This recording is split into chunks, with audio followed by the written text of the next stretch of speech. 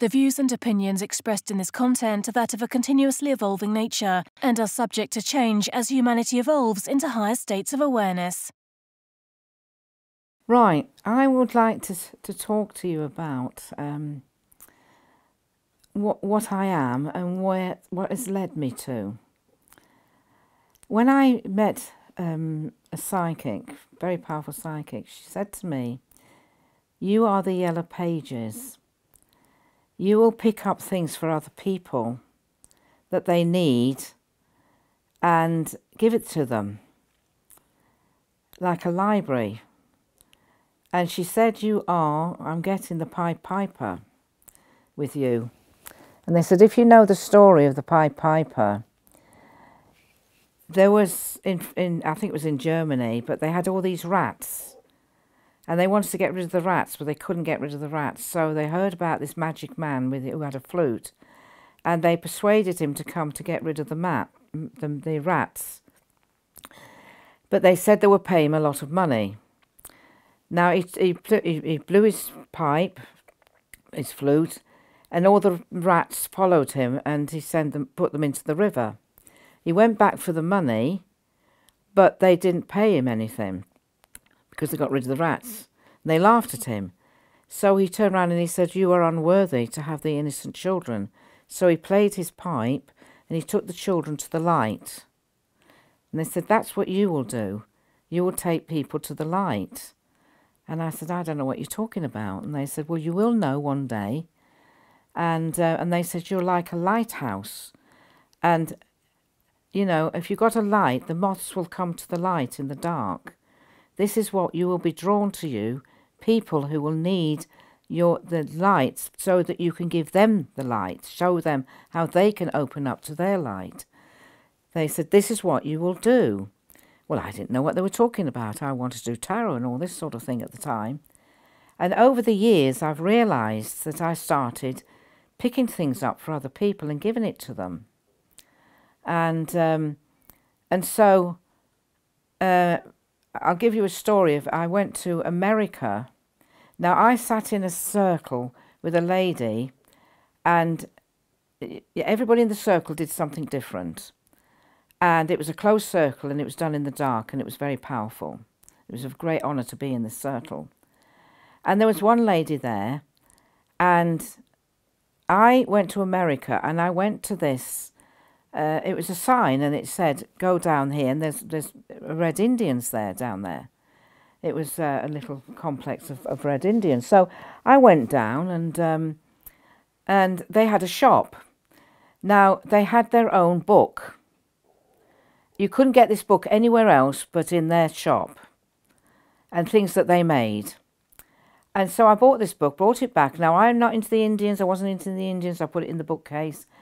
2 years later, I was dusting my books, and my eyes fell on it, and I said, I've got to give this book to this lady. So I took the book out, and of course it was to do with Indians. And I thought, well, that's that book I picked up in America.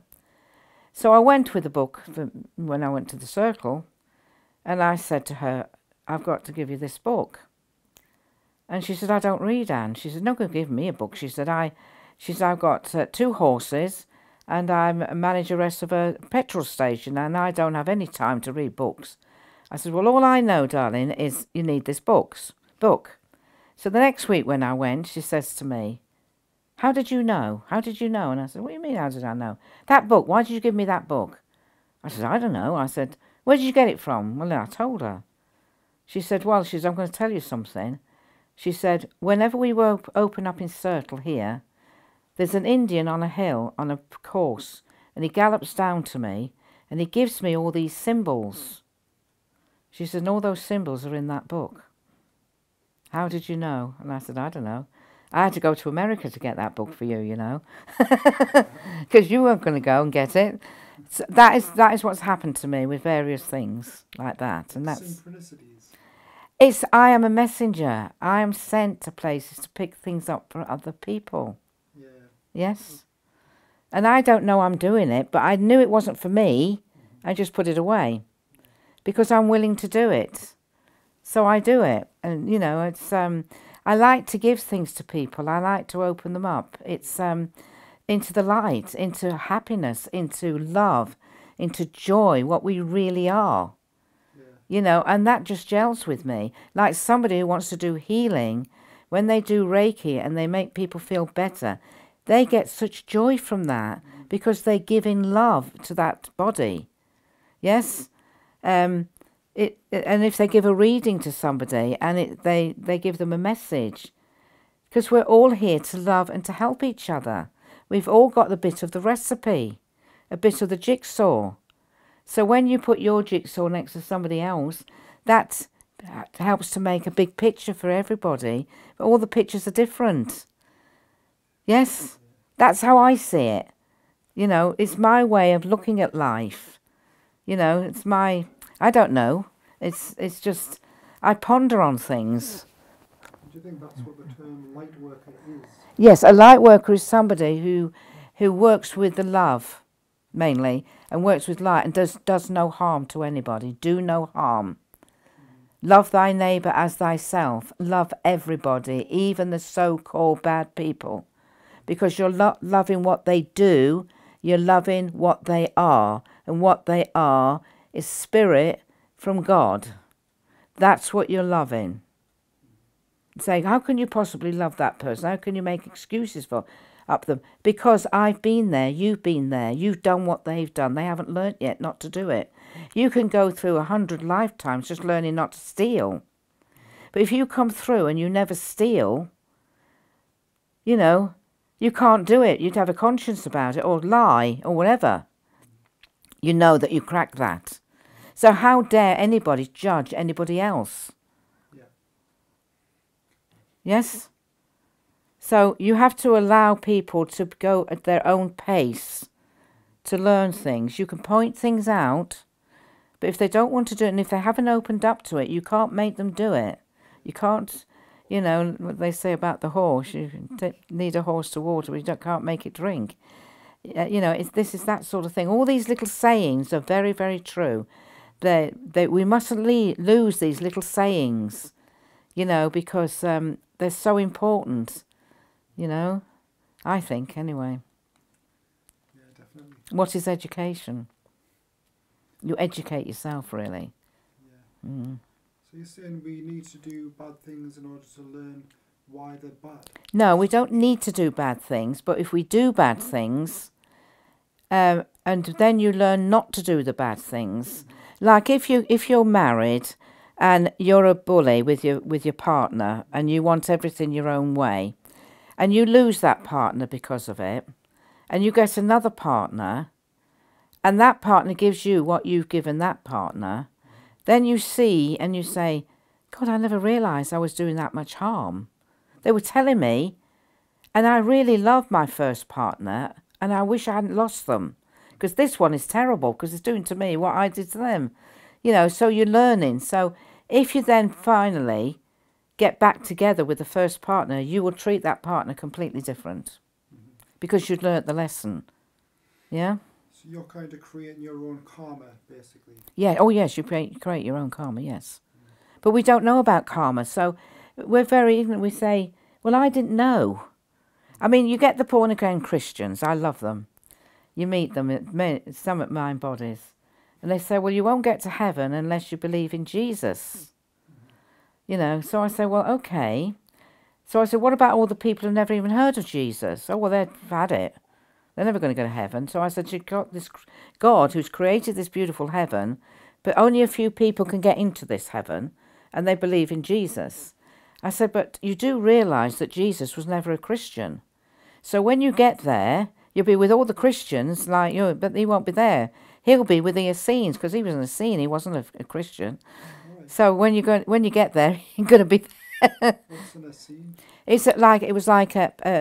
was a Jew, but he was part of a set. Like you've got Christians and Protestants, you know, you've got different sections of a religion, yes? And his was the Essenes, and they were very wonderful people, the Essenes. They were healers. They're very much like we were, yes, and they were good people. Because I know religion was created after Jesus. Oh yeah, long way after. Yeah, yeah, but very much so. Yes, and of course it's been changed. A lot of the words have been changed and everything. So you have to take that on board. Well, this is human nature, isn't it? So do you think Jesus himself would have agreed with religion? I don't think so. I think he, well, especially going to church. I mean, people go to church for an hour and they do their God bit on a Sunday for an hour. You do your God bit every moment. That's the difference. Because you are God, part of God, and you are creating all the time. And this is what Jesus did. He didn't have a palace. He just had the clothes on his back. You know, he could have created anything, but he didn't. He lived a very simple life. You know, he didn't need all that. What do you think Jesus did when apparently he went up in the mountains before he came back as an enlightened soul? What do you think he was doing? Well, what he was doing was he was fasting and what have you. He was tuning in to his higher self and to and he was getting a lot of information by doing that, I believe. I mean, I'm not so much into the Bible because, to be quite honest, the Catholic religion didn't do much with the Bible. You know, it wasn't the Mass and everything. Because when I was there, it was very much, you know, the Latin Mass and everything. It's a lot of change now. I do go to the church now and again because my grandchildren are Catholics, and if they have a ceremony, you know, I go because I do, you know, I'm the grandmother, and I like to support them. So when they do the Mass now, it's completely different. But all it is the priest standing there telling you to stand, sing a song, sit down, say a few prayers, and it's the same thing. You can't sit and talk to the priest and say, what about this, what about that? You know, it's because they don't actually, I don't think they know much. I think they can say a ceremony, and it's a cult. All religions are cults, and they don't realise it. So they feel they've got to do it every week. But you could sit under a tree, much better to talk to God or Jesus under a tree, you know, in your own garden. You don't need to go to a church and feed priests with money and things, and especially things like the Vatican. You know, the amount of money that has created and pain and suffering throughout the world. Some of it has been very good, and I mean, it's a beautiful building, but I wouldn't want to go in there. I think I've never wanted to go into there. I don't think I would like it, because I don't think they're doing it right. But some people get a lot of things from it, and I'm not saying it's wrong to do it. All I'm saying, for me personally, I feel that way. And I would not encourage anybody not to do it, because that's their free choice. Because one of the things on this planet is, this is a planet of free choice. So you are free to do whatever you want. So if you do bad things, then you have to pay for that. When you step out of your body, you will see the pain and suffering that you've caused somebody else, just like the man who created the mafia. And he's doing that throughout the centuries. So that poor man is really seeing a lot. So if you create a war, you imagine all the people that die in a war. So, you know, never mind, just the little things. And what do you think about the miracles Jesus apparently did? Do you think they were real, or do you think it was over-exaggerated? No, because we can all do miracles. He said, everything I can do, you can do. And people could see, and they believed, and they could see it. You can create a miracle, and if you don't want to see it, you'll say, oh, it's fraud, that. You know, oh, I'm not seeing that. They don't want to accept it. But living, every time you breathe is a miracle. Your body is a miracle. It's the most incredible machine. You know, it's so incredible, your body. But we don't appreciate it. So we put crap into it, put rubbish into it. You know, and if you love your body and love whatever shape you are or whatever age you are, love it, because you've got these beautiful eyes that can see things. You've got a heart that beats. You know, just think how much it beats, the blood around the body. I mean, it's incredible. But you've got to love it. Yes?